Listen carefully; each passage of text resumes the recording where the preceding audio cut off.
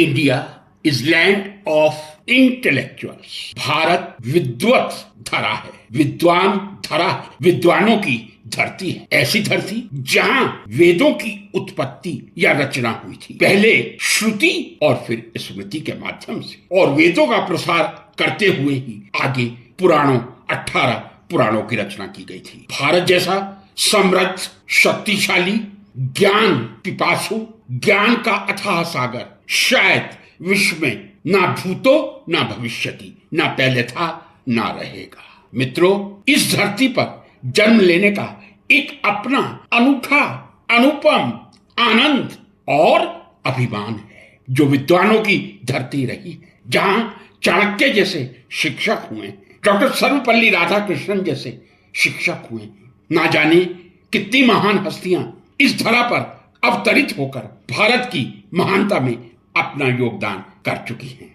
इसी श्रृंखला में प्रयास है आपके सामने कुछ ऐसे विश्वविद्यालय रखने का जो आजादी तक स्थापित हो चुके थे। 1947 से पहले कौन कौन से विश्वविद्यालय भारत में स्थापित हो चुके थे, उसकी एक झलक लेकर मैं प्रोफेसर सीपी भसीन आपके सम्मुख हाजिर हूं। उच्च शिक्षा में औपचारिक शिक्षा कह दूं, जिनको विश्वविद्यालय का नाम दिया गया है प्राचीन विश्वविद्यालय, और भारत का विश्व का सबसे प्राचीनतम विश्वविद्यालय तक्षशिला। जी हां, तक्षशिला, जिसका इतिहास लगभग 2700 या 2700 वर्ष पुराना है। वर्तमान में ये पाकिस्तान के पंजाब प्रांत के रावलपिंडी जिले में स्थित है और यूनेस्को विश्व धरोहर में इसका सम्मिलित किया जाना ही इसकी ऐतिहासिक महिमा की गाथा गाता है। तक्षशिला का नाम भरत के पुत्र तक्ष के नाम पे रखा गया था। तक्ष की शिला यानी तक्षशिला, ये 6ठी शताब्दी और ये कहते 5वीं शताब्दी बिफोर क्राइस्ट ये अपनी चरम सीमा पर था। इसने अनेक महान हस्तियों को, अनेक महान विद्वत जनों के माध्यम से शिक्षा प्रदान की थी। इनमें आचार्य चाणक्य कौटिल्य, पाणिनि, चरक, बिंबिसार और चंद्रगुप्त मौर्य शामिल हैं। आप समझते हैं 2700 वर्ष पुराना विश्वविद्यालय बिफोर क्राइस्ट कहा जाए, एक अपने आप में शिक्षा की अनूठी मिसाल थी। भारत के प्राचीनतम ऐतिहासिक विश्वविद्यालयों की श्रृंखला में दूसरा नाम पटना से लगभग 95 किलोमीटर की दूरी पर स्थित नालंदा विश्वविद्यालय। नालंदा विश्वविद्यालय भारत का सबसे बड़ा अंतरराष्ट्रीय ज्ञान केंद्र था, जहां एशिया के अनेक देशों से विद्यार्थी और विद्वान अध्ययन करने आते थे। I can say oldest residential university, जहां विद्यार्थी वहीं रहते थे और वहीं अध्ययन करते थे, जिसको रेजिडेंशियल या आवासीय विश्वविद्यालय कहा जाता है। नालंदा विश्वविद्यालय की स्थापना गुप्त सम्राट कुमारगुप्त प्रथम द्वारा लगभग 427 ईस्वी में मानी जाती है। बाद में गुप्त शासकों तथा पाल राजाओं ने इसको संरक्षण देकर आगे बढ़ाया था। नालंदा शब्द ही ना प्लस आलम प्लस दा से बना है। इसका मतलब है ज्ञान का ऐसा दान जिसकी कोई सीमा ना हो। मित्रों, हर किसी दान की एक सीमा हो सकती है। सोना आप क्विंटल्स में कर सकते हैं, चांदी आप खरबों क्विंटल्स में कर सकते हैं, लेकिन ज्ञान के दान की कोई सीमा नहीं होती। और बौद्ध परंपरा में नालंदा का अर्थ होता है असीम ज्ञान प्रदान करने वाला। मेरे इन शब्दों को सार्थक करता है नालंदा का वो विश्वविद्यालय जो एक ऐसा अनूठा विश्वविद्यालय था, बन नहीं सकता, जहां 90 लाख पुस्तकें या पांडुलिपियां थी। इतना विशाल विश्वविद्यालय उस समय में होना नालंदा विश्वविद्यालय की सार्थकता, उसकी उत्कृष्टता का एक स्पष्ट चित्रण करता है। दुर्भाग्य से महातुष्ट करना चाहिए, बख्तियार खिलजी ने 1193 में इस पुस्तकालय में आग लगाकर विश्वविद्यालय को तो समाप्त किया था, समूचे विश्वविद्यालय को भी समाप्त कर दिया। ये नालंदा विश्वविद्यालय एक ऐसा केंद्र था जिसने विश्व में औपचारिक ज्ञान की आधारशिला रखी थी।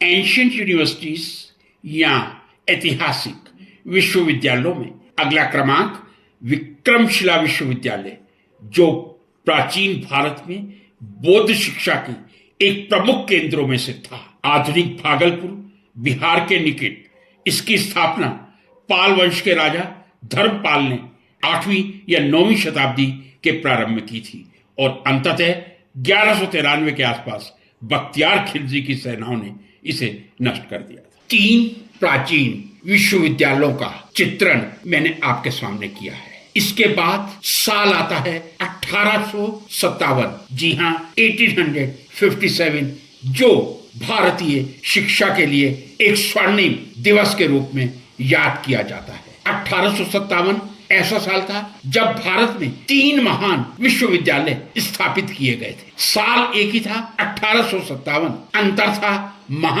और तारीख में। सबसे पहला विश्वविद्यालय इस क्रम में 1857 में कह दूं 24 जनवरी 1857 को कैलकाटा यूनिवर्सिटी की स्थापना की गई। इसके बाद जुलाई 1857 बॉम्बे यूनिवर्सिटी की स्थापना की गई और इसी क्रम में 5 सितंबर 1857 को मद्रास यूनिवर्सिटी की स्थापना की गई थी।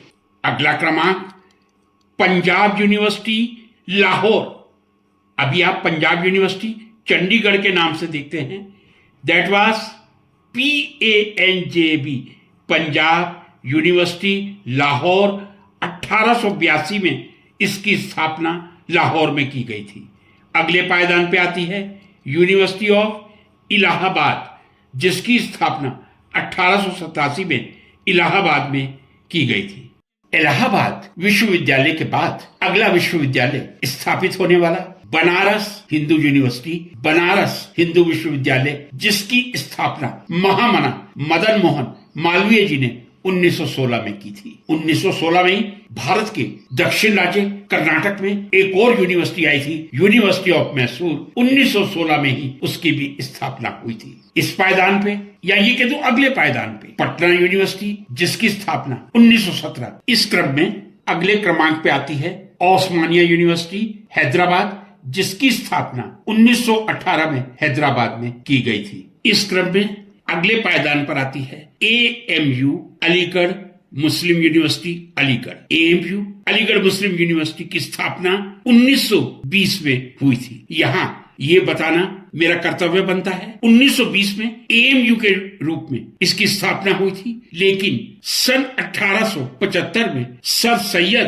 अहमद खान ने इसे मोहम्मदन एंग्लो ओरिएंटल कॉलेज के रूप में स्थापित किया था। तो 1875 में सर सैयद अहमद खान द्वारा जो मोहम्मदन एंग्लो ओरिएंटल कॉलेज स्थापित हुआ था, उसी ने 1920 में अलीगढ़ मुस्लिम यूनिवर्सिटी का रूप लिया था। अगले पायदान पे है जामिया मिलिया इस्लामिया यूनिवर्सिटी, जिसकी स्थापना 1920 में दिल्ली में की गई थी। अगले पायदान पे यूनिवर्सिटी ऑफ लखनऊ, जिसकी स्थापना 1921 में की गई थी और 1921 में ही एक बहुत ही महत्वपूर्ण भारत की यूनिवर्सिटी विश्व भारती यूनिवर्सिटी, जिसकी स्थापना रविंद्रनाथ टैगोर जी ने की थी। विश्व भारती यूनिवर्सिटी की स्थापना भी 1921 में ही की गई थी। यूनिवर्सिटी ऑफ दिल्ली अगले पायदान पे, जिसकी स्थापना 1922 में हुई थी। उसके बाद नागपुर यूनिवर्सिटी 1923 में स्थापित हुई थी। आंध्रा यूनिवर्सिटी 1926 में स्थापित हुई थी। डॉक्टर BR अम्बेडकर यूनिवर्सिटी, जो पहले आगरा यूनिवर्सिटी के नाम से थी और आगरा यूनिवर्सिटी के नाम से आगरा में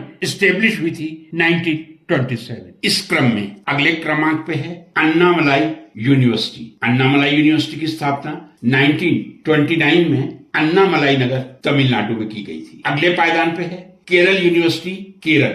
1937 में तिरुअनंतपुरम, केरला की कैपिटल तिरुअनंतपुरम में स्थापित की गई थी। अगले पायदान पे उत्कल यूनिवर्सिटी भुवनेश्वर उड़ीसा 1943 में स्थापित हुई थी। इस क्रम में 1946 में MP में डॉक्टर हरि सिंह गौड़ यूनिवर्सिटी की स्थापना की गई थी। तो मैं ये कह दूं doctor Hari Singh Gaur university, doctor HS Gaur university, स्थापना 1946 सागर मध्य प्रदेश। इस क्रम में अगले पायदान पे है यूनिवर्सिटी ऑफ राजस्थान या राजस्थान विश्वविद्यालय जयपुर, जिसकी स्थापना 1947 में राजस्थान की राजधानी जयपुर में की गई थी। यह मेरा एक छोटा सा प्रयास था प्राचीन भारत के 3 विश्वविद्यालय तक्षशिला, नालंदा एवं विक्रमशिला की तस्वीर आपके सामने रखने का, और उसके बाद 1857 से 1947 तक जो विश्वविद्यालय स्थापित हुए थे उनकी एक झलक आपके सामने पेश की है। हो सकता है मेरी गलती से कोई विश्वविद्यालय छूट गया हो। प्रयास तो यही था 1947 तक के सभी विश्वविद्यालयों को कवर करता हुआ आधुनिक भारत के 1947 तक के विश्वविद्यालय और प्राचीन विश्वविद्यालयों की झलक आपके सामने पेश करूं। मेरा प्रयास था। आशा है आपको पसंद आया होगा। नमस्कार।